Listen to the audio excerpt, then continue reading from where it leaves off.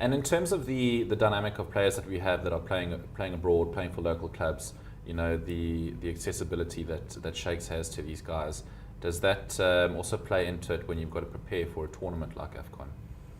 Always difficult to prepare for AFCON, always very difficult. So I think what Shakes did was he looked for players that would have the right character, attitude. He spoke about that a lot.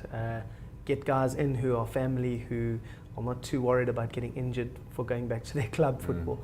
So some criticised him, but he did have a group of players that could quickly catch his vision, knew him from the junior national teams, had worked with him at under 20 level, under 23 level. So, you know, he used that to his advantage, and perhaps bringing other players from Europe, like maybe Mshlangu or Mokhocho, though he knows Mokhocho well, but he wanted to develop something of a family, something of, I know this group of players, I know what they can do for me. But going forward, will he select those guys?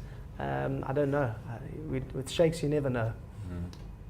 And do you think, I mean, particularly going back to the defence, you know, we do seem to struggle against these Northwest African countries because they generally are sort of more physical, bigger players. You know, our guys, I guess our strength is sort of speed, but on the defensive side, should on the selection side, should we not be sort of focusing on more physical players? Do you think? Yeah, I think physical, but maybe also tactical and experienced. I guess centre back, you don't mess around. You shouldn't mess around. And if you think of all the great teams that win championships, always built. I mean, Alex Ferguson was a legend at doing that. Always a world-class keeper, 2 world-class centre-backs. Now can win a championship. You don't without.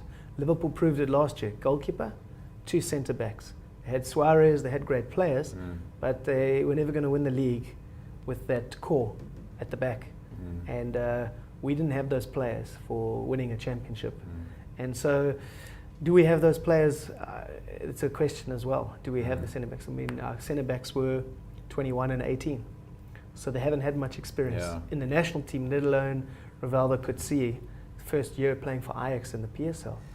Now he's got to come against Asamoah Gyan from Ghana, from Algeria, FC Porto, Sporting Lisbon players, Valencia players.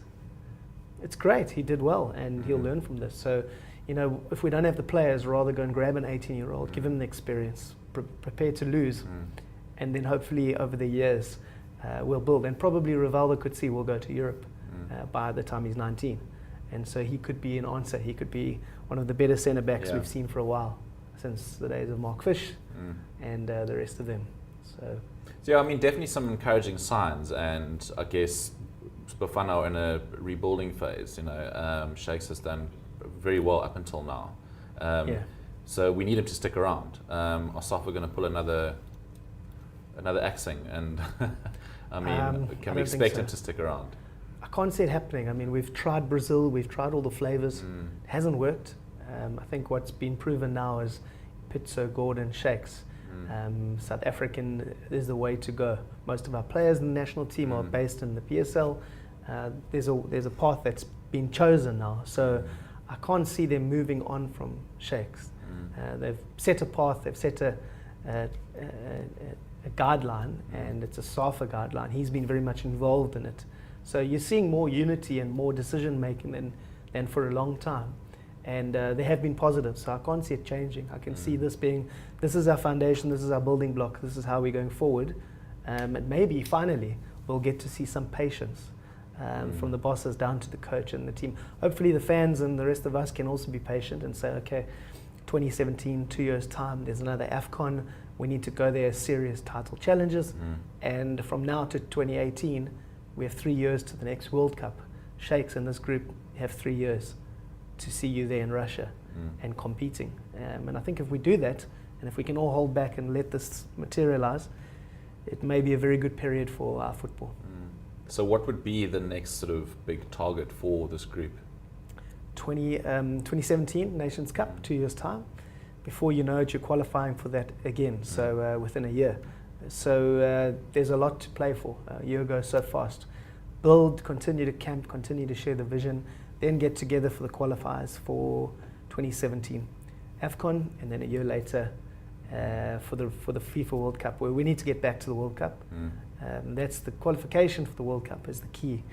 We need to qualify. We need to be able to do what we've done in Africa, home and away, again. And why can't we?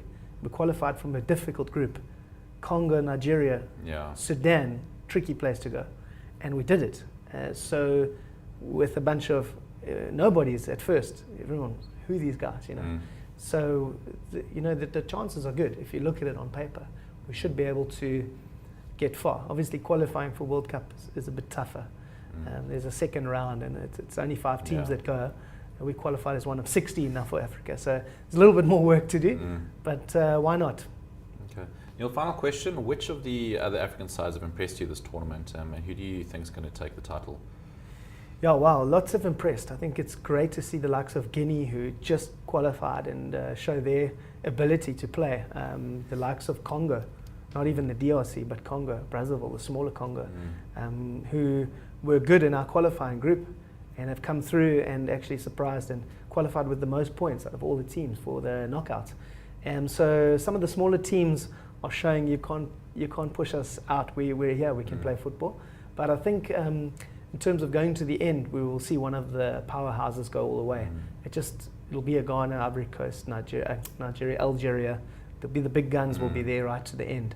Don't see it being a surprise like Zambia surprised in 2012. I think that was wonderful, but I can't see that happening again. I think we might have a surprise going at semi-final, final stage, but one of the big guns will be strong enough to win it.